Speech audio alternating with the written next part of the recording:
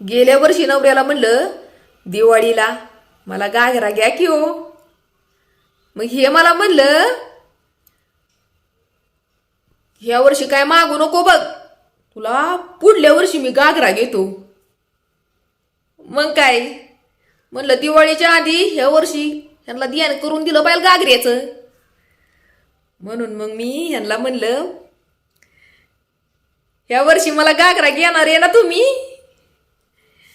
मग हे मला म्हणलं 10-15 वर्ष काय मागू नको बघ घागरा. माझ्यावरती लय कर्ज आहे. एकदा माझं कर्ज फिटलं ना 10-15 वर्षांनी तू म्हणल ना तसला तुला घागरा घेऊन देतो. हाय का आता? बरं, काष्टा साडी घालायच्या वयामध्ये मी त्या वेळेला घागरा घालून फिरू का 10-15 वर्षांनी?